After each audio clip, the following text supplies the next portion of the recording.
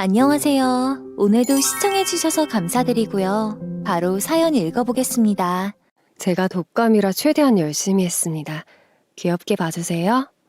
얼마 전 우리나라 사람이 중국에서 불법으로 물건을 들여와 무역을 한 사건을 아시나요? 게다가 그 사람들이 한 가족이었었다는 사실에 많은 사람이 경악을 금치 못했었는데요. 제가 더 소름이 끼쳤던 이유가 바로 그 사람들과 저도 한때는 가족이었었다는 사실 때문이었죠. 너가 어디 가서 나 같은 남자 만나겠냐?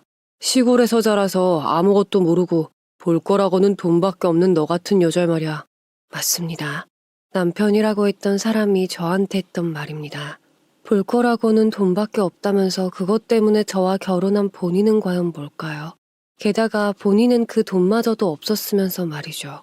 지금부터 서론만 들어도 이미 진절머리가 나는 저 남자 집안과 얽힌 사연을 들려드릴게요. 안녕하세요. 저는 30대로 나름 부유한 환경에서 자란 여자입니다. 물론 한때는 유부녀이기도 했죠. 지금은 아니지만요. 저희 부모님은 사실 시골 분들이세요. 평생을 시골에서 지내셨기 때문에 세상 물정도 잘 모르지만 부족함 없이 저를 키워주셨습니다. 많은 분이 시골에서 산다고 하면 없이 잘 살 거라고 생각하실 것 같은데요. 저희 부모님은 대대로 물려받은 땅과 재산이 많았기에 노후까지 걱정이 없으셨어요. 그랬기에 저도 항상 도시에 사는 아이들 못지않게 이쁘게 컸습니다. 부모님의 지원이 특히나 빛을 발했던 건 바로 공부였습니다. 제가 공부머리가 있기도 했지만 그만큼 하고자 하는 욕심도 많았거든요. 그런 부분에서도 아낌없이 지원을 해주셨기에 저는 당당하게 서울에 있는 좋은 대학에 입학하게 되었습니다. 제가 사는 마을에서도 처음 있던 일이었기에 한동안은 잔치가 벌어지기도 했었죠. 그렇게 열심히 대학까지 마친 저는 제 노력과 좋은 기회로 공기업인 코트라에 취직을 하게 되었습니다. 중국 관련 무역파트에서 근무를 하게 되었죠. 여기에서 만났던 남편은 작은 무역회사를 운영했었어요. 그랬기에 그와 관련된 일을 하는 저와 자연스러운 만남이 이루어졌었습니다. 남편은 중국 쪽으로 무역을 하고 있었는데 세금 혜택에 대한 상담을 받으러 왔다가 저를 만나게 되었습니다. 처음 봤을 때는 훈훈한 외모의 젠틀함까지 겸비해서 인상이 나쁘진 않았어요. 남편 또한 저에 대한 호감을 가감없이 드러내게 됐고요. 그런데 그런 호감들이 다 계획된 거에서 나왔던 거라면 아마 넘어가지도 않았을 것 같네요. 무역 일을 하는 사람이라면 코트라라는 회사가 어떤 회사이고 연봉이 얼마인지 정도는 다 알았을 테니까요. 어찌 되었든 남편과 저는 그렇게 좋은 사이로 발전을 하게 되었습니다. 결혼 준비도 순탄하게 진행이 되었습니다. 저도 모아둔 돈이 꽤 있었지만 친정집에서도 든든하게 지원을 해주었기에 어려움이 없었어요. 신혼집을 구할 때도 제가 4억 정도를 마련하고 남편이 1억 정도만 보탠 거에 대해서도 크게 불만이 없었습니다. 남편은 이 부분에 대해서는 미안해했지만 저는 전혀 신경 쓰지 않았어요. 대신 신혼집은 제 명의로 하기로 했었으니까요. 아직 회사가 커가는 중이라 이 정도밖에 못해서 미안해.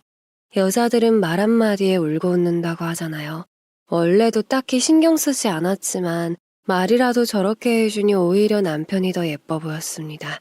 무엇보다 작은 회사라고 하더라도 열심히 일하는 모습을 좋아했던 거였으니까요.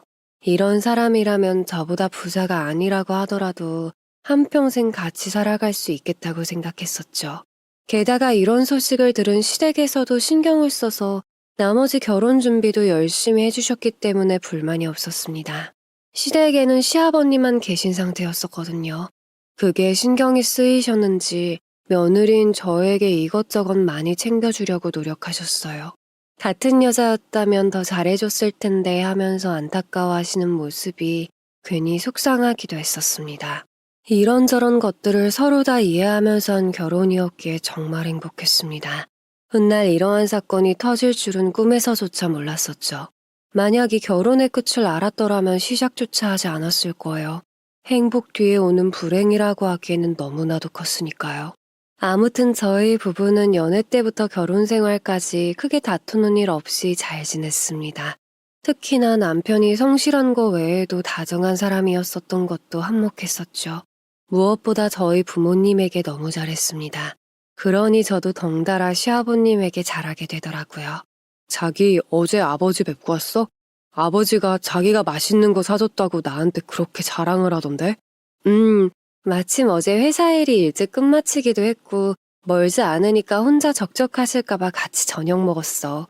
거기 우리 그때 갔던 곳 말이야. 거기 맛있지. 우리 연애할 때도 자주 갔었는데 항상 고마워.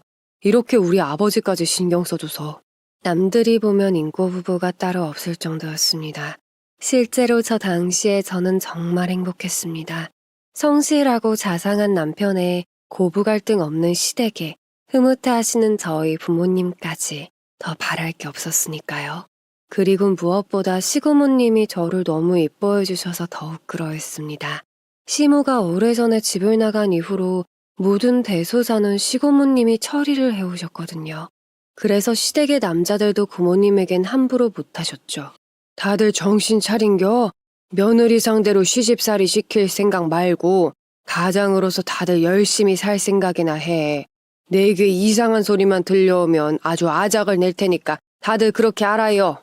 처음엔 약간 무서웠지만 상견례장에서나 결혼식 당일 그리고 집들이에 초대했을 때 항상 저를 배려해 주셨습니다. 그러기에 저도 시고모님을 믿고 의지했었죠. 엄마 또한 집들이 때 시고모님을 다시 배웠는데 너무 좋으신 분이라고 칭찬하셨거든요. 그렇게 두 분이서 오순도순 요리도 하시고 커피도 드시고 그날은 정말 누가 봐도 행복한 날들이었어요. 그런데 항상 나쁜 일은 행복할 때 터지는 것 같습니다.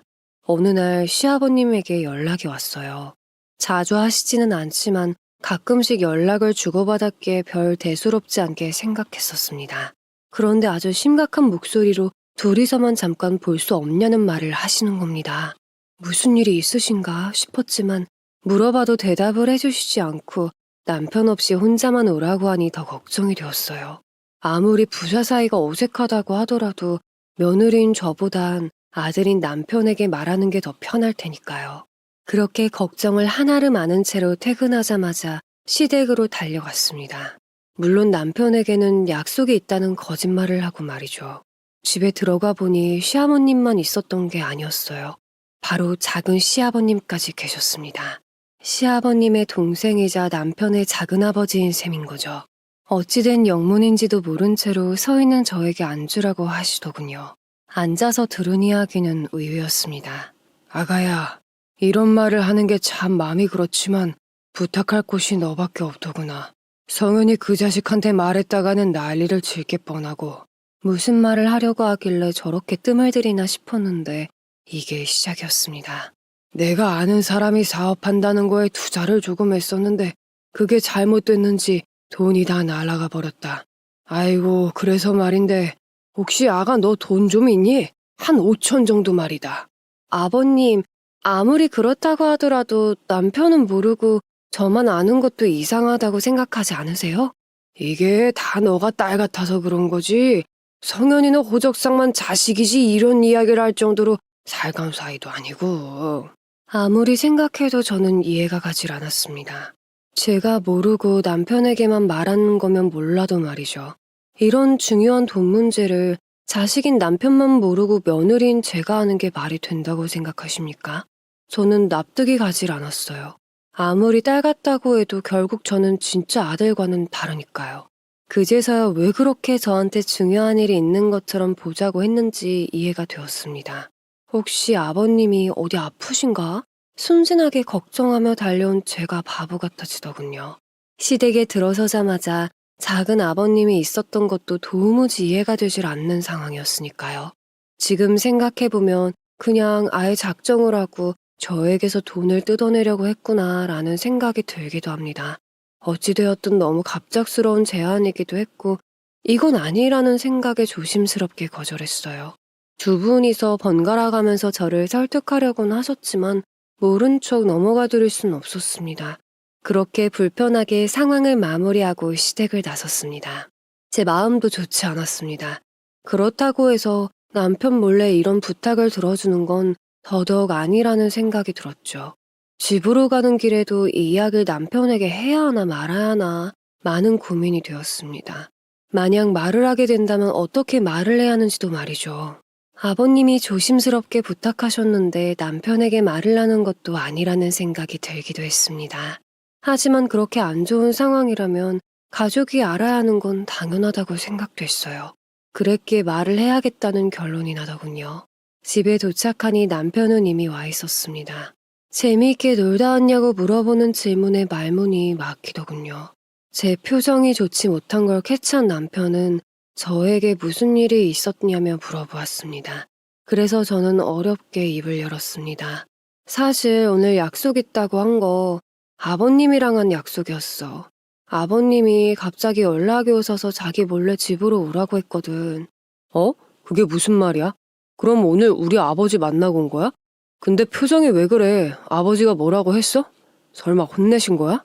남편은 제 표정이 안 좋은 게 아버님이 저를 혼냈다고 생각했나 봐요. 그게 아니라 나한테 돈 이야기를 하시더라고. 5천만 있냐면서. 사업 투자를 했다가 잘못됐다면서. 게다가 거기에 작은 아버님까지 와 계셨고. 뭐?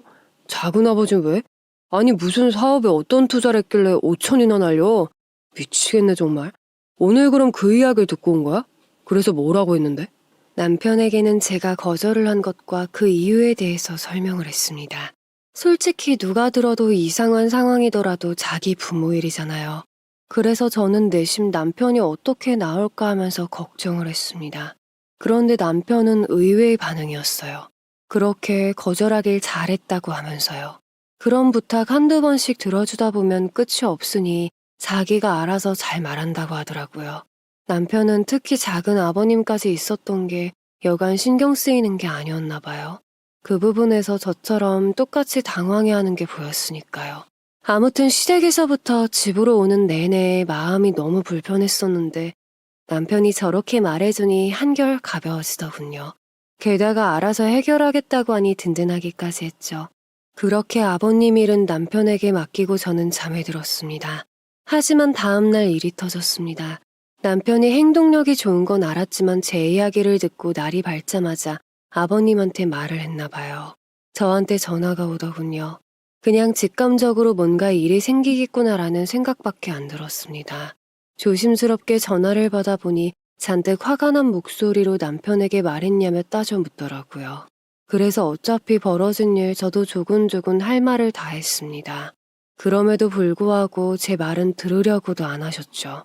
그저 그냥 제 탓만 하셨습니다. 저한테 그렇게 신신당부를 했는데 어떻게 이렇게 창피하게 만들 수 있냐면서 말입니다. 아니 아들한테 들킨 거는 창피하고 며느리인 저한테 돈 이야기하는 건 괜찮나요? 들을수록 앞뒤가 맞지 않는 말만 하시더라고요. 그렇게 작은 아버님까지 모시고 와서 하는 말이었으면 내가 얼마나 고심해서 한 말이겠냐면서 같은 말을 계속 반복했습니다. 더불어서 그렇게 안 봤는데 입이 가볍다면서 제 인성까지 걸고 넘어지셨어요. 안 그래도 회사였는데 말도 안 되는 소리만 계속 듣고 있으려니 머리가 아프더라고요. 일단은 진정을 시켜드리고 전화를 끊었는데 정말 이게 내가 잘못한 일인가 싶었습니다. 회사에서 일하는 내내 집중이 되질 않더군요. 어찌저찌 일을 끝내놓고는 퇴근을 했더니 남편이 있었습니다. 얼굴을 보니 괜히 긴장이 풀리더라고요. 제 편이 있다는 생각에 그랬던 것 같아요. 그런데 이런 감정도 돌이켜보면 부질없는 기대감이었습니다. 오늘 아버님한테 전화 와서 난리 났어. 나보고 입이 가볍다느니 생각이 없다느니 막말하시고 일도 제대로 못하고 너무 힘들어. 남편을 보자마자 오늘 하루 있었던 일을 하소연하며 늘어놓았습니다. 당연히 남편은 제 편이라고 생각했으니까요. 그런데 의외의 반응이었습니다. 근데 아버지 얘기도 들어보니까 여간 힘든 게 아니었던 것 같은데. 수백 번 고민하다 말한 것 같던데 좀 마음이 안 좋긴 하더라. 물론 남편 입장에서는 저렇게 생각할 수도 있습니다. 그런데 갑자기 태도가 돌변하니 저도 서운하더라고요. 내가 워낙에 무뚝뚝해서 나한테 말하면 결과가 뻔하니까 자기한테 말한 것 같은데 그래도 모른 척 들어주지 그랬어. 아버지가 그러신 것도 아예 이해가 안 가진 않아 난. 결국 오늘 전화 오셔서 노발대발하셨던 부분에 있어서는 이해가 갈 것 같다는 남편의 말에 힘이 쭉 빠지더군요. 게다가 모른 척 들어주지 그랬냐니요. 저는 무슨 돈이 있어서 막 줄줄 나온답니까. 제가 직업적으로나 경제적으로나 남편보다 조금 더 여유 있는 건 사실입니다.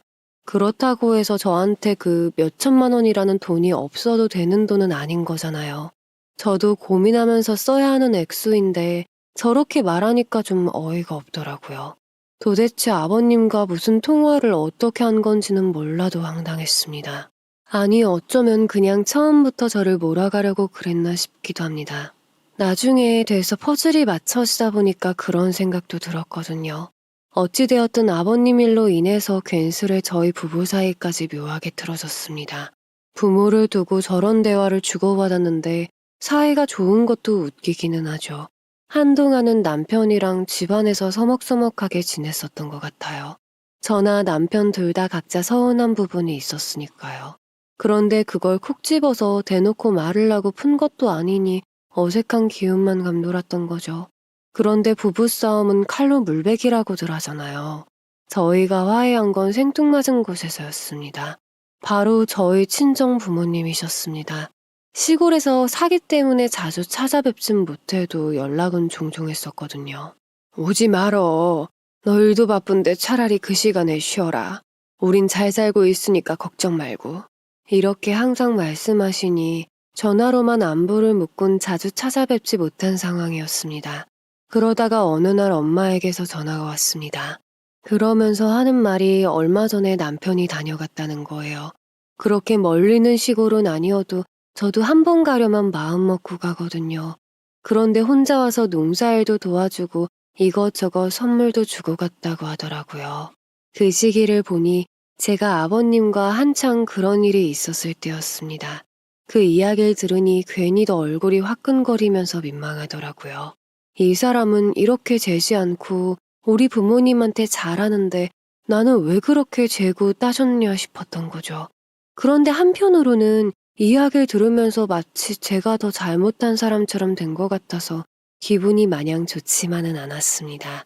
그런데 자기 부모님한테 잘한다는데 그걸 누가 싫어하겠습니까? 거두절미하고 그냥 남편에게 서운했던 감정이 조금씩 사라졌습니다. 이때는 이러한 행동들조차도 다 본심에서 나온 것이라고 믿었으니까요. 어쨌든 그런 이야기를 들으니 가만히 있을 수는 없었습니다. 그래서 그날 저녁에 퇴근을 해서 남편과 이야기를 나눴습니다. 자기, 우리 엄마 아빠한테 다녀왔어? 왜 말 안 했어? 말했으면 내가 같이 갔을 텐데. 아니, 자기 요즘 바쁜 것 같아서. 그냥 나 혼자 후딱 다녀오는 게 낫겠다 생각했지. 게다가 농사일 힘든데 못하러 자기까지 가서 그러고 있어. 나만 가면 되지. 남편도 저와 서먹하게 지내는 동안 많은 생각을 했는지 호의적으로 나왔습니다. 저는 제가 생각했던 것보다 남편이 저한테 서운한 것이 더 많을 거라고 짐작했거든요. 그런데 저렇게 좋게 나오니 역시 부부싸움은 오래 끌어봤자 소용없다는 생각이 들었습니다. 제가 남편에게 먼저 사과를 하니 바로 자기도 미안했다면서 진심 어린 사과를 했습니다. 조금 우여곡절이 있긴 했어도 잘 마무리가 되어서 다행이다 싶었죠. 더군다나 이 일이 있고 나서 저희 부부 사이가 그전보다 더 돈독해지기도 했으니까요. 다행히 아버님이랑도 이야기를 하면서 오해를 풀었습니다. 저에게 말이 심했다면서 사과도 하시고 그런 일은 아무리 힘들다고 해도 며느리에게 말하는 걸 조심했어야 했는데 하시며 반성도 하시더라고요. 그렇게 일이 지나가고 나니까 저도 마음이 홀가분해졌습니다. 누구나 살면서 이런저런 일은 겪기 마련이니까요. 마치 비온 뒤에 땅이 더 굳어지는 것 같은 느낌이 들었습니다. 그저 지나가는 일 정도로만 생각했었는데 그것 또한 제 착각이었던 거죠. 그러다 얼마 후에 남편 출장이 잡혔습니다. 그 전에 연애할 때도 중국으로 가끔씩 출장을 가곤 했었어요. 그래서 그런지 남편이 이야기를 꺼냈을 때도 그러려니 했습니다. 어차피 무역회사 하는 사람이니 해외로 출장 가는 일은 당연하다고 생각했으니까요. 일주일 정도 갔다 온다고 하길래 알겠다고 하면서 배웅까지 해줬습니다. 저는 그동안 회사 일하면서 기다렸고요. 그런데 오기로 한 날짜가 되었는데도 남편에게서 연락이 없는 겁니다. 원래 출장 갔다 입국하는 날에는 꼭 연락을 하고는 했었거든요. 무슨 일이 있나 싶어서 전화를 해봐도 연결이 되지 않아서 중국에서 일이 생겨서 그런가 싶었어요. 그날 하루 종일 걱정하면서 연락을 기다렸는데 늦은 밤이 되어서야 전화가 왔습니다. 왜 연락이 안 되냐고 어디 있냐고 물었더니 저희 부모님 댁이라고 하는 거예요.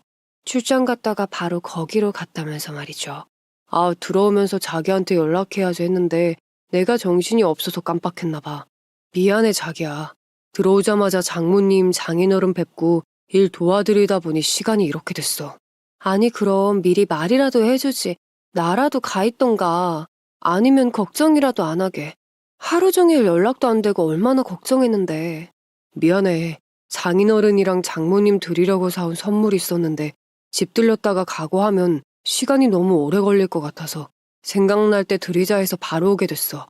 내일 일찍 올라갈게. 남편이 저렇게 말하니 걱정되고 놀랐던 가슴은 진정이 되었습니다. 하지만 출장을 갔다 오자마자 바로 친정부모님 댁을 방문했다는 사실은 의아하기만 하더라고요. 선물 이야기도 핑계로밖에 들리지 않았고요. 제가 끝까지 탐탁지 않아 하자 급기야는 아빠께서도 전화를 하셔서 별일 아니니 오해하지 말라고까지 하셨습니다. 부모님도 저렇게 말씀하시는데 더 추궁해봤자 제가 들을 수 있는 답은 없을 것 같았어요. 어차피 다음날 집에서 볼 테니 그때 물어봐도 된다고 생각했으니까요. 정말 사람 직감이라는 게 있긴 한가 봐요. 지금 와서 돌이켜 생각해봐도 저 당시에 제가 느꼈던 알 수 없는 꺼림직함은 어떻게 말로 설명이 안 되더라고요. 남편은 다음날 늦은 오후가 되어서야 집에 돌아왔습니다. 어제 통화했을 때 밝았던 목소리와는 다르게 표정이 참 오묘했어요. 저는 조심스럽게 잘 다녀왔냐며 가방을 받아줬죠. 남편 또한 이상할 거 없이 평소대로 대답했고요. 그리고 나서 은근슬쩍 무슨 선물이라길래 그렇게 다급하게 입국하자마자 친정 부모님 댁에 간 거냐고 물어보았죠. 그런데도 남편은 표정 하나 안 바뀌고 말을 하더군요. 몸에 좋은 건강식품이랑 현지 음식들이 상할까봐 얼른 가져다 드려야겠다는 생각밖에 안 했다면서요. 정말 별거 없다면서 저를 보고 안심시키려는 듯 말을 하는데 이상하게 눈빛은 그래 보이지 않았습니다. 뭔가 조금 불안해 보였다고 할까요? 그런데 다른 일도 아니고 저희 부모님 챙겨드리려고 간 건데 더 이상 캐묻는 것도 이상하더라고요. 분위기를 전환한답시고 내 선물도 사왔다면서 이것저것 내밀길래 저도 그냥 넘어갔습니다. 그렇게 그날은 아무 일도 없었던 것처럼 흘려보냈던 것 같아요. 하지만 제 측은 이미 남편을 정면으로 바라보고 있었죠. 그리고 나서 다음 날이 되고 각자 출근을 했습니다. 그런데 출근한 지 얼마 되지 않아서 친정 아버지한테 전화가 오는 겁니다. 제가 혹시 남편한테 너무 뭐라고 했을까봐 그런가 싶기도 했었어요. 게다가 요 근래 찾아뵌 적도 없었기에 조금 죄송스러운 마음으로 전화를 받았습니다. 하지만 뜻밖의 말을 들었죠. 바쁘니 혹시 시간 될 때 여기 좀 한번 내려올 수 있어? 괜히 의논할 일이 생겨서 그래. 가족끼리 상의할 일이니까 이서방 없이 혼자 오고. 제가 안 와서 서운하다느니 남편한테 너무 뭐라고 하지 말라느니 라는 식의 말을 생각했었어요. 그런데 아빠는 저에게 의논할 일이 있다면서 시간 날 때 내려오라는 말을 하셨습니다. 거기에다가 가족끼리 상의할 일이라며 남편 없이 오라고까지 하셨죠. 결혼을 하고 나서는 남편도 가족이라면서 살뜰히 챙겨주시던 아빠셨거든요. 그런데 저렇게 말하니 저희 집안에 무슨 일이 생겼나 싶어서 걱정이 되었습니다. 무슨 일이냐고 물어봐도 오면 말하자고만 하시더라고요. 이건 분명 무슨 큰일이겠다 싶어서 다음날 바로 부모님 댁으로 내려갔습니다. 마침 다음 날이 주말이기도 했었기에 남편에게 대충 둘러대고 내려올 예정이었습니다. 그런데 남편도 주말에 일이 있다고 하길래 잘됐다 싶었어요. 혹시 몰라서 남편에게는 하룻밤 자고 올 수도 있다고 했거든요. 그런데도 남편은 대수롭지 않게 신경 쓰지 말고 편하게 쉬다 오라고 말했었죠. 그렇게 부모님 댁에 갔더니 마치 기다렸다는 듯이 저를 맞이해 주셨습니다. 그리고는 바로 집으로 들어가서 셋이서 둘러앉아서 이야기 시작했습니다. 앉자마자 저에게 어떤 서류를 내미시더군요.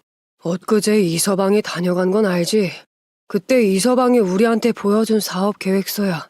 좋은 아이템이니 부동산이니 뭐라고 하긴 하는데 우리가 봐도 뭘 알아야 말이지. 아빠가 내민 건 남편의 사업 계획서였습니다. 중국에서 본인이 수출할 괜찮은 사업 아이템부터 시작해서 현지에서 발견한 좋은 부동산 사업까지 적혀 있더라고요. 얼핏 보면 정말 괜찮은 사업처럼 보였습니다. 그런데 너무 뜬금없었습니다. 저한테는 한마디 상의도 없었거든요. 이걸 그날 그이가 주고 간 거예요? 저한테는 한마디 상의도 없었어요. 그래서 우리가 널 따로 부른 거야. 처음에는 당연히 너가 아는 줄 알았는데 말하는 거 보니까 너는 모르고 혼자만 계획하고 있는 것 같더라고. 그래서 네 아빠랑 생각해본다고 돌려보냈지. 엄마의 이야기를 들으니 그날 왜 그렇게 남편의 표정이 애매모호했는지 이제서야 이해가 가더군요. 본인이 원하는 시원스러운 대답을 듣지 못해서 그랬던 겁니다. 그렇다면 왜 저한테는 굳이 비밀로 했을까부터가 궁금해지더군요. 남편은 신혼 초부터 저희 부모님에게 정말 잘했습니다. 이번 출장 사건뿐만이 아니라 간간히 얼굴을 비추기도 하고 몸보신하시라고 한우를 보내는 등 정말 누가 봐도 좋은 사위감이었거든요. 그랬기 때문에 엄마 아빠도 남편에 대한 신뢰도와 애정도가 높았던 것도 사실입니다. 그렇다고 하더라도 자기 와이프와 상의도 없이 이런 계획을 하고 있다는 것이 부모님도 조금은 조심스러우셨던 것 같아요. 저도 그런 점이 수상했습니다. 본인이 생각해놓은 사업 아이템이 대박이라면서 한 2억 정도 투자하라고 하더라. 그러면 불려주겠다고 하면서. 처음에는 나쁘지 않게 들렸지. 그러면서 부동산 투자 사업까지 이야기가 나온 거고 2억만 투자해도 배로 벌 수 있다고 하고 거기에다가 요즘 중국 부동산이 그렇게 투자하기 좋다며 이렇게 사업 계획서까지 제대로 짜왔는데 너 의견은 어떤가 해서 말이야. 사업 아이템에 2억 투자 그리고 중국 부동산까지 남편의 사업 계획은 얼핏 들어보면 정말 절호의 기회가 아닐 수 없습니다. 그러니 당연히 시골에서만 사셨던 저희 부모님 귀에도 대박 찬스처럼 느껴질 수밖에 없었던 것이죠. 시골에서 사셨던 분들은 이해하실 겁니다. 저희 부모님처럼 물려받은 재산이 있지 않는 이상 배로 돈을 불리기란 정말 쉽지 않거든요. 게다가 나이가 되면 농사일하는 것도 힘이 들 테니 당연히 노후에 대한 생각을 안 할 수가 없는 것이죠. 저희 부모님도 아무리 모아놓은 재산이 있다고 하더라도 훗날 저한테 짐이 되기는 싫으셨던 것 같습니다. 그 생각을 하니 지금 이 이야기를 하고 있는 순간에도 제 가슴이 미어지네요. 아무튼 얼핏 보면 그 괜찮은 사업 계획을 왜 저한테만은 비밀로 했는지를 알아야 했습니다. 그래서 남편이 부모님에게 내민 계획서를 하나부터 열까지 꼼꼼하게 살펴봤어요. 제가 다른 건 몰라도 공부머리가 좀 있어서 서류를 읽고 분석하는 거는 자신 있었거든요. 그래서 제가 지금 공기업에서 무역 쪽 업무를 하고 있는 거고요. 게다가 한평생 시골에서만 사셨던 분들과 제가 현장에서 보고 들은 것은 또 달랐을 테니까요. 그렇게 살펴보니 찝찝한 곳이 한두 군데가 아니었습니다. 아까 말씀드렸다시피 얼핏 보기에는 정말 괜찮아 보입니다. 하지만 이게 꼼꼼히 살펴보게 되면 허점들이 자꾸 눈에 띄는 겁니다. 말도 안 되는 가격부터 시작해서 사업 아이템이라고 써놓은 것도 허술하기 그지없더라고요. 아무리 남편이라고 하더라도 당연히 의심을 안 할 수가 없었습니다. 혹시 그이한테 저하고 상의한다고 말했어요? 아니, 그날 왔을 때도 너 이야기라니 아직 제대로 결정되기 전까진 알리고 싶지 않고 잘 되면 당당하게 보여주고 싶다면서 비밀로 해달라고 하더라고. 남편이 말을 꽤 잘한다는 건 진작 알고 있었지만 정말 부모님을 잘도 구슬렸더라고요. 이 허점 가득한 사업 계획서로 말이죠. 그러면서 저도 알고 있냐는 질문에 그동안 미안한 게 많으니 당당하게 알리고 싶다면서 온갖 사랑꾼인 척을 했나 봐요. 그런데 남편이 간과한 게 하나 있었던 거죠. 저희 가족은 대식구가 아니었기에 집안일부터 개인적으로 생기는 크고 작은 일에 대해서 꼭 상의를 하거든요. 이건 제가 어릴 때부터 마치 규칙처럼 여겨져 왔던 거예요. 그랬기에 남편이 아무리 사랑꾼인 척 말을 했어도 부모님은 당연히 저와 상의를 해야 한다고 생각하셨던 겁니다.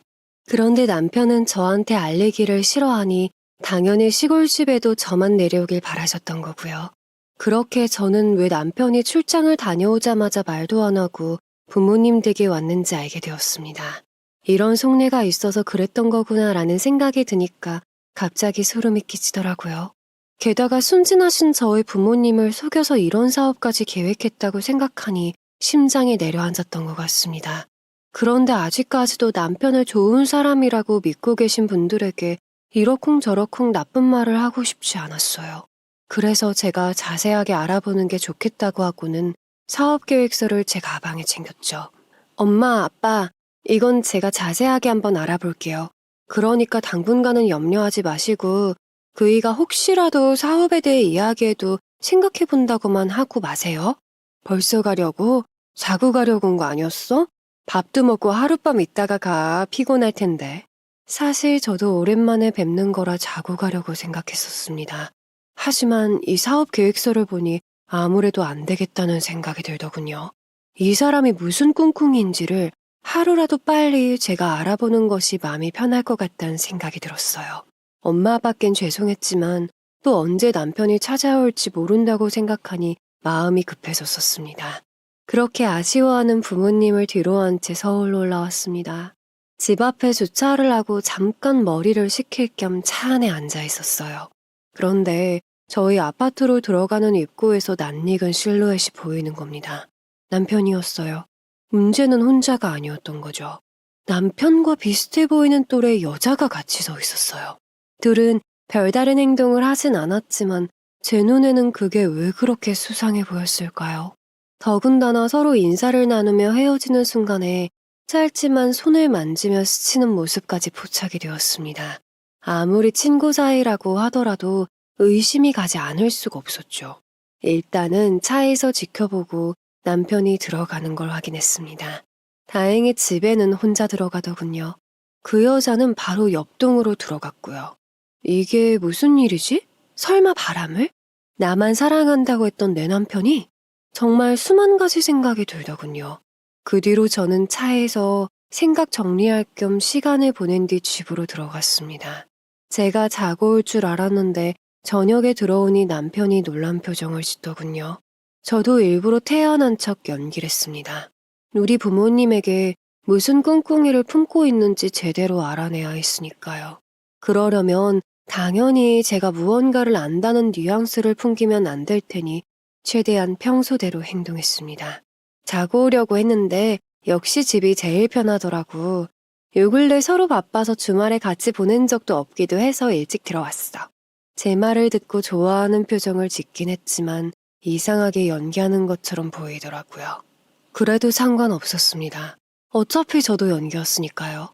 그렇게 그날 괜히 분위기를 잡으며 남편이랑 맥주 한잔하며 이런저런 시시콜콜한 이야기를 나눴습니다. 괜히 앞으로 미래에 대해 이야기하면서 말이죠. 사실 남편이 술에 약하거든요. 술만 마시면 주사가 깊게 잠드는 거라서 그걸 노린 거기도 했습니다. 이렇게 오랜만에 자기랑 술 한잔하니까 너무 좋다. 종종 이런 시간 갖자. 그동안 내가 너무 소홀해서 미안해. 아니야, 나도 뭐 그동안 바쁘다는 핑계로 자기 신경 못 썼는데 뭘. 앞으로는 나도 더 신경 쓸게. 아마 이날은 서로 가면을 쓴 채 연기를 하고 있었던 것이 아닌가 싶습니다. 그리고 제 예상대로 남편은 맥주 한 캔과 소주 한 병을 마시자 눈이 풀리더니 잠에 들었습니다. 깊게 잠든 것을 확인한 후에 저는 남편 핸드폰을 찾았어요.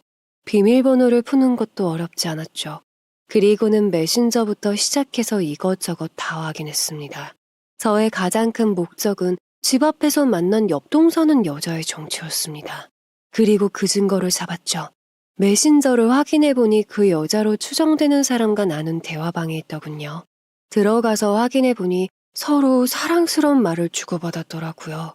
남들이 보면 제가 아니라 그 여자와 연인 사이라고 생각할 정도였을 테니까요. 저는 정말 분노가 치밀어 올랐습니다. 여태까지 우리 부모님이나 나에게 했던 모든 사랑 행태가 거짓이었다는 게 밝혀졌으니까요. 하지만 자고 있는 남편을 물끄러미 바라보며 이를 악물고 돌아섰어요. 오냐, 네 꿍꿍이가 뭔지 모르지만 내가 다 밝히고 다 엎어놓을 거라고 다짐했죠. 일단 증거를 잡았으니 미래를 대비해 캡처를 해서 제 핸드폰으로 옮겨놨습니다. 그렇게 원하는 바를 이루고는 핸드폰을 제자리에 두려고 했어요.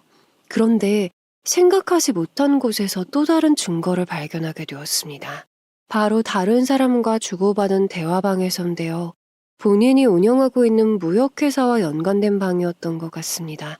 저에게는 중국에서 건전하게 생필품을 수입한다고 했었거든요. 우리 생활에서 없어서는 안 될 것이니까요. 처음 저희 회사에 상담하러 왔을 때도 분명 그렇게 말했고요. 그런데 그게 아니더라고요. 불법적으로 무역을 하고 있었습니다. 그것도 인형을요. 인형이 왜 불법이냐고요? 그건 평범한 것이 아니었어요.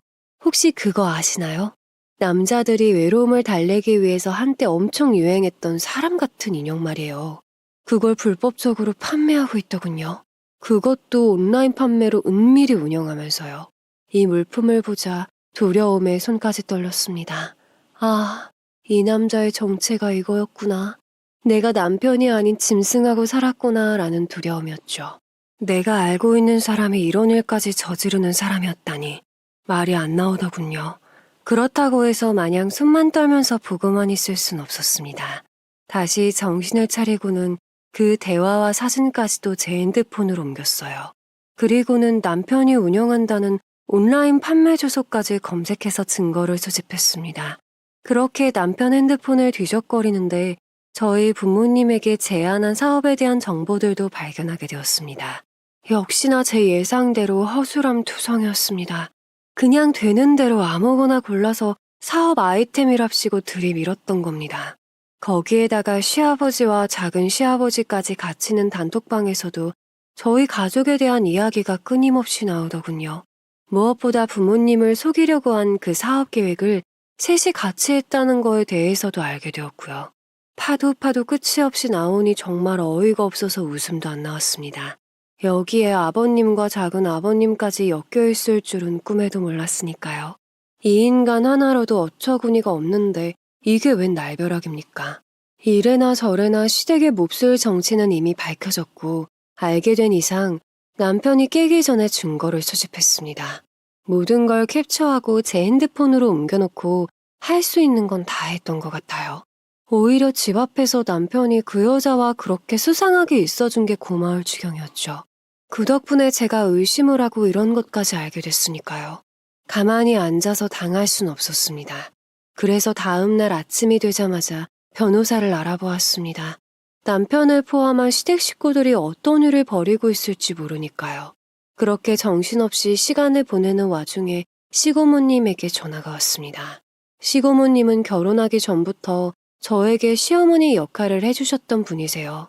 그렇다고 시집살이를 시킨다거나 그런 것은 아니에요. 같은 여자로서 뭐가 필요한지 아시고 챙겨주시기도 하고 남편에게는 저에게 잘하라면서 꾸짖기도 했으니까요.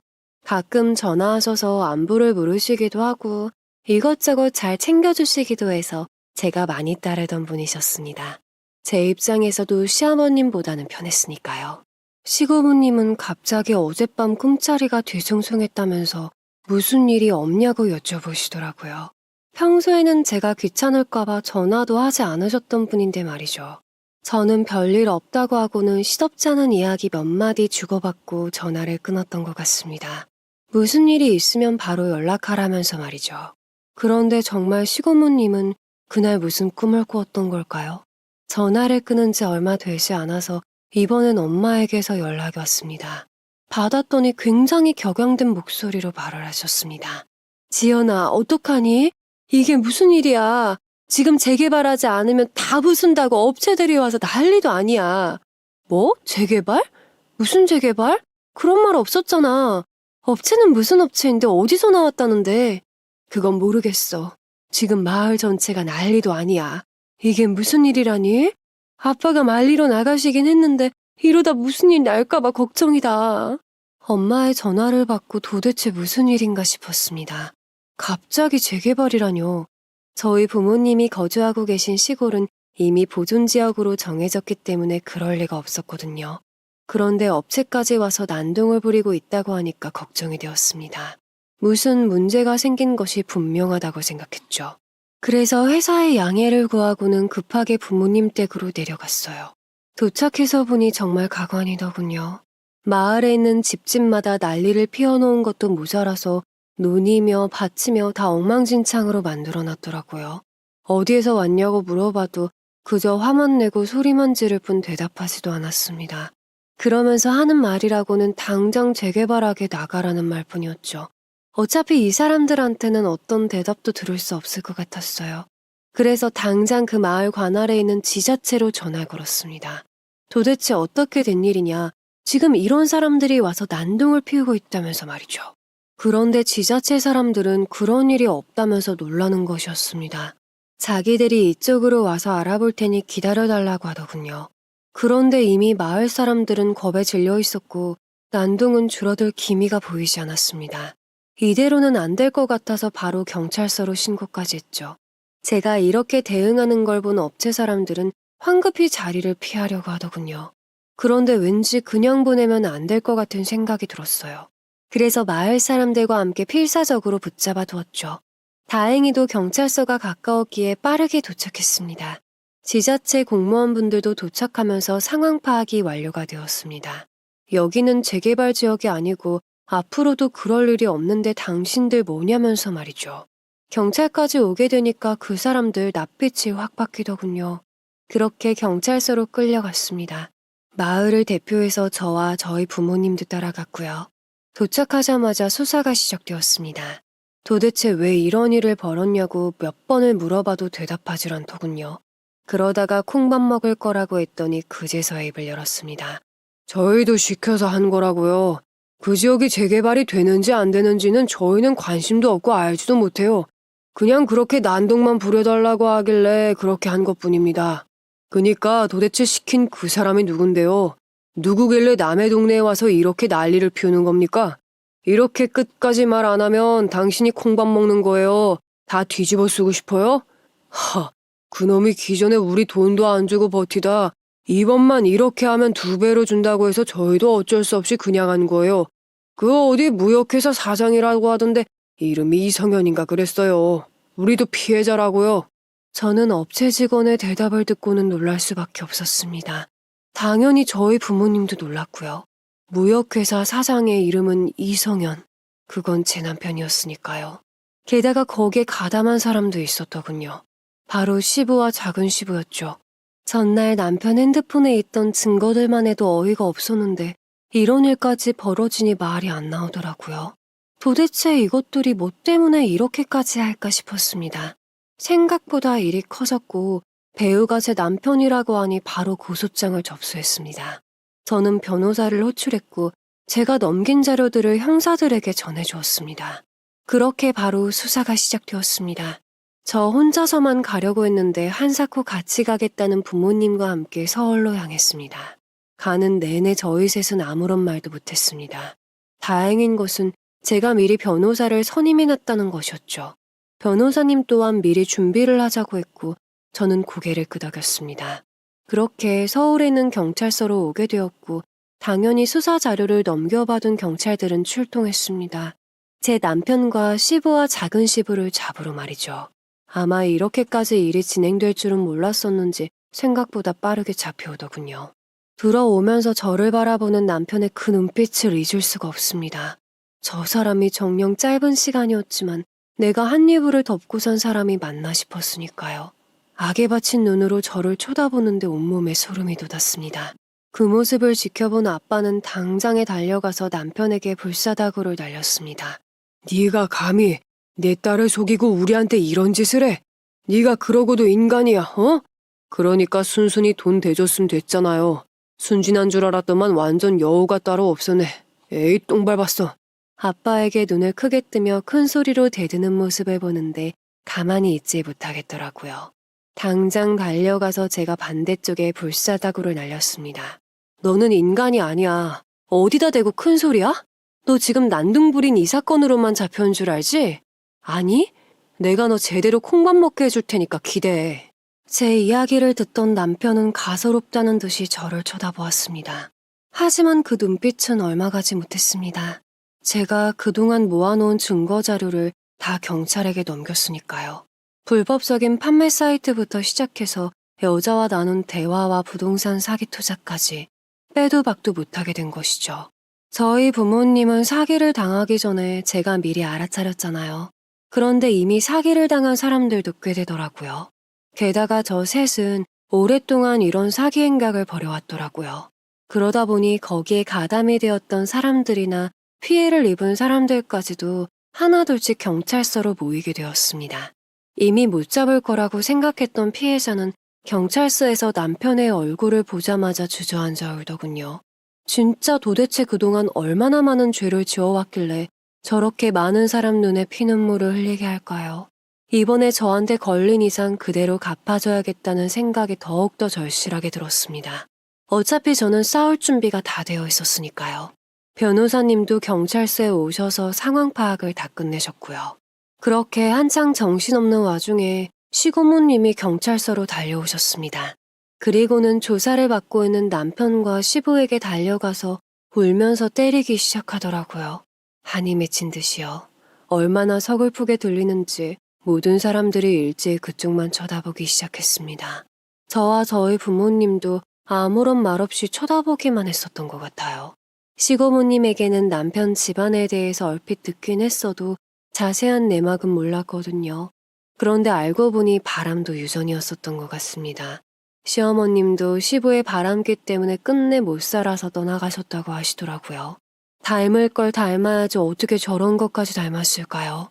언니도 그렇게 해서 떠나가게 해놓고서는 아직도 여자 때문에 정신을 못 차려? 어? 대체 언제 정신 차릴래? 누구 하나 죽어야 끝낼 거야? 그리고 이어지는 고모님의 말에 정말 깜짝 놀랐습니다. 그렇게 과거에도 남자들이 여자의 눈도라가 기둥볼이 뽑힌 채 남한테 피해주더니 이제는 한술 더 떠 사기까지 친다고 대성통곡을 하신 겁니다. 죽어서 엄마 아빠 어떻게 보냐며 남 부끄럽다고 펑펑 우셨죠. 그렇게 시고모님의 절규는 경찰서 안에 한동안 맴돌았습니다. 저 자식이 제대로만 했어도 이렇게까지는 안 됐어. 그러면 큰 거 한 방 할 수 있었던 거라고. 돈만 있어봐. 너가 나한테 이렇게 말할 수 있어. 이 와중에도 시부는 정신 못 차리고 저렇게 말하더군요. 정말 진절머리가 났습니다. 아니 왜 내 탓을 합니까?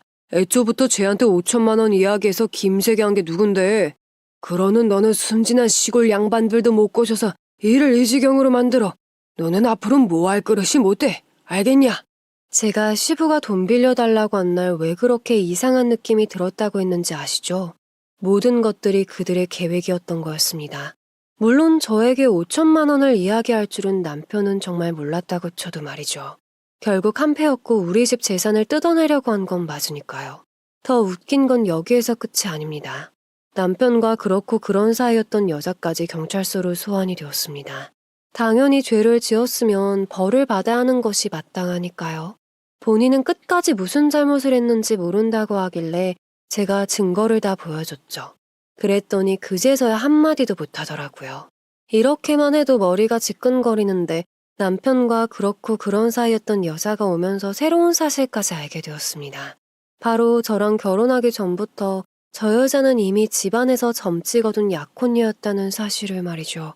그걸 알게 되니 이 인간들은 도대체 어디서부터 작정하고 저에게 접근했을까 하는 생각이 들었습니다. 그냥 아예 애초부터 저라는 사람을 이용해 먹으려고 여기까지 연기하면서 끌고 왔구나라는 생각이 들었어요. 그랬기에 저 여자가 옆동에 살았던 겁니다. 남편은 이미 그전부터 그 집을 들락날락 거리고 있었던 거고요. 그렇게 결혼하고 나서도 저 몰래 종종 갔던 겁니다. 바로 옆이니 처신만 잘하면 오히려 더 잘 숨길 수 있었던 것이죠. 속담 중에도 등장 밑이 어둡다라는 말이 있잖아요. 제가 딱 그 격이더라고요. 거기까지 속았다고 생각하니 정말 이 인간들을 곱게 보내주어서는 안 되겠다는 생각이 들었습니다. 다행히도 제가 모아두었던 증거들이 효력이 컸어요. 그것들로 인해서 남편이 불법으로 운영하고 있던 사업 제품의 창구까지 다 털리게 되었습니다. 무엇보다 조사를 하면 할수록 끝도 없이 새로운 사실들이 나왔습니다. 이 인간들이 알고 보니 본인들이 뜻하는 대로 되지 않자 저를 어떻게 하려고까지 했더라고요. 제가 세상에서 없어지기를 바랬나 봅니다. 제가 남편 핸드폰을 몰래 본 날 기억하시나요? 그때 저는 나름대로 침착하게 잘 대응했다고 생각했었는데 제가 미처 발견하지 못했던 것들이 있었나 봐요. 저를 해코지하려고 시부랑 작은 시부까지 합세해서 계획을 세웠다고 하더군요. 메신저 대화만이 아니라 실제로 하려고 준비해두었던 물건들까지도 발견이 되었더라고요. 그걸 경찰분께서 직접 주시면서 확인을 시켜주시는데 머리가 어지랬습니다. 그깟 돈 때문에 사람이 이렇게까지 추잡해질 수가 있구나라는 생각이 들었습니다. 당연히 저 3명은 사기 행각뿐만이 아니라 저에게 하려던 해코지 미수건까지 처벌을 받게 되었죠. 제가 없어지면 제 재산이 다 본인 것이 될 줄 알았나 봐요. 그렇게 1차원적으로 생각하는 것도 너무 어이가 없지 않나요? 그러면 법은 왜 있고 가족은 왜 있게요? 애초부터 약혼녀가 있으면서도 저에게 접근한 전부터 인간이 아니라는 생각이 들었습니다. 그동안 그들에게 저는 그냥 돈, 그 이상도 그 이하도 아니었던 것이죠. 유능한 변호사님 덕분에 제대로 실형을 받게 해줬습니다. 솔직히 말해서 증거만 해도 빼도 박도 못하는 것이 사실이었죠. 다행히 결혼한 지 얼마 되지 않아서 혼인무효 소송으로 진행하게 되었습니다. 아이가 없었던 것도 천만다행이라고 생각합니다. 당연히 위자료까지 두둑히 받아냈습니다. 거기에 해코지 미수 3년에 인형 불법 판매 2년까지 아마 좋게 5년은 콩밥을 먹게 될 겁니다. 재판장에서 본인들은 억울하다고 말하는데 그게 어디 씨알이나 먹힐까요? 다른 건 다 그렇다 쳐도 제가 저 사람 사랑한 것만은 진심이라니까요. 제발 제 말 좀 믿어주세요. 저 인간은 판사님 앞에서까지 거짓말을 아무렇지 않게 하더군요. 저를 사랑하는 것만은 진심이었다뇨. 정말 지나가는 개가 웃을 것 같았습니다. 사랑? 웃기고 있네. 버젓이 약혼녀를 두고 나한테 접근해서 결혼해놓고 사랑? 너나 그걸 그저 지켜본 그 여자나 똑같은 것들이다. 평생 그렇게 지저분하게 살아. 도대체 어떤 생각을 가지면 저런 행동을 할 수 있을까? 그것도 궁금해지더라고요. 그 여자는 그렇게 기다리면 제 재산이 본인에게 돌아갈 거라고 생각이 난 걸까요? 아무리 세상에는 여러 종류의 사람이 있다곤 하지만 아마 평생 살아도 저런 인간 말종은 보지 못할 것 같습니다. 그렇게 재판까지 깔끔하게 끝내고 받아낼 거 다 받아냈습니다. 정말 후련하더라고요. 그간 마음고생도 정말 많았지만 그래도 저희 부모님도 저도 크게 다친 곳 없이 마무리되었으니까요. 피해를 보신 분들 같은 경우에도 보상을 다 받았다고 합니다. 몇몇 분들은 저에게 와서 고맙다고 인사까지 하시더라고요. 아무래도 가장 가까웠던 사람에게 배신을 당한 건데 이렇게 이악 물고 버텨줘서 고맙다며 말이죠. 그런 이야기를 들으니 괜스레 울컥하기도 했습니다. 그런데 무엇보다 제가 마음이 정말 아팠던 건 바로 시고모님이었어요. 재판 날마다 하나도 빠짐없이 다 참석하셨거든요. 그러면서 늘 저와 부모님에게 사죄를 하셨습니다. 사실 죄는 저 사람들이 지은 거잖아요. 내가 미안하다 정말. 성현이 엄마가 그렇게 도망가고 나서 신경 쓴다고 썼는데 내가 더 잘 가르쳤어야 했는데 바로 잡았어야 했는데. 고모님이 왜 미안하세요? 죄를 지은 건 저 사람들인데 저한테 미안해하지 않으셔도 돼요. 저 정말 괜찮아요. 앞으로는 저런 사람 만나지도 말고 저 인간들 있는 쪽은 쳐다도 보지 말아라. 좋은 사람 만나서 꼭 행복해야 해. 마지막까지 제 걱정만 하시던 시고모님이 눈에 제일 밟혔습니다. 하지만 이미 이렇게 되어버린 사이라는 건 돌이킬 수가 없었습니다. 그걸 저도 고모님도 다 알고 있었던 사실이니까요. 그렇게 마지막 재판날에 본 게 끝이었습니다. 그 뒤로는 고모님도 저에게 단 한 통의 연락도 하지 않으셨어요. 아마 저를 생각해서 그러신 거겠죠. 저도 하지 않았고요. 그게 순리라고 생각했습니다. 그 뒤로 피해자들은 빠짐없이 다 보상을 받았고 저 인간들도 벌을 받고 있습니다. 가끔 법 앞에서 어이없는 사람이 피해를 보는 경우도 있잖아요. 그럼에도 불구하고 법이 있기에 이렇게 나쁜 사람들도 처벌을 할 수 있는 것 같습니다. 정말 남보다 못한 가족이 있다는 말이 맞는 것 같아요. 저한테 이제는 가족은 아니지만요. 하지만 여러분들에게는 이런 일이 일어나지 않았으면 좋겠습니다.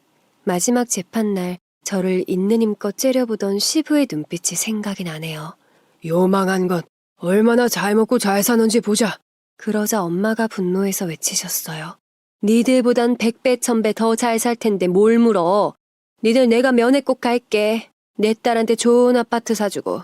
그래 그 뭐냐? 벤츠도 사줄 거야. 니들 면상 앞에 내 인쇄해서 딱 보여줄게. 이 잡것들아. 시부의 바램과는 다르게 저는 지금 너무나도 잘 먹고 잘 살고 있습니다. 부모님도 안정을 되찾으셨고요. 앞으로 저희 가족은 모든 일에 더 신중해질 것 같습니다. 서로 더 의논도 많이 할 거고요. 그리고 새로 살 집도 준비하고 있어요. 저들이 어떤 짓을 할지 모르니까요. 부동산 업자에게는 무조건 파출소 바로 옆에 아파트로 알아봐달라고 하고 있습니다. 무슨 일 있었어요? 라는 부동산 중개업자의 의미심장한 말에 저는 이렇게 대답했죠. 아, 그냥 사람답게 안전하게 살고 싶어서요. 쓰레기들이랑 살아서 고생 좀 했거든요. 그러자 부동산 사장님은 고개를 끄덕이셨습니다. 과거는 과거고 이제는 다 잊고 앞만 보며 행복하게 살 환경을 찾아야 되니까요. 여러분들도 쓰레기는 피하시고 그 더러운 냄새는 후딱 잊으시길 바랄게요. 그럼 지금까지 저의 사연을 들어주셔서 감사합니다. 여러분의 가정에는 평안만이 깃들길 바라면서 이만 마치겠습니다. 더 많은 이야기, 기막힌 사연을 듣길 원하신다면 구독과 좋아요, 알림 설정 부탁드립니다.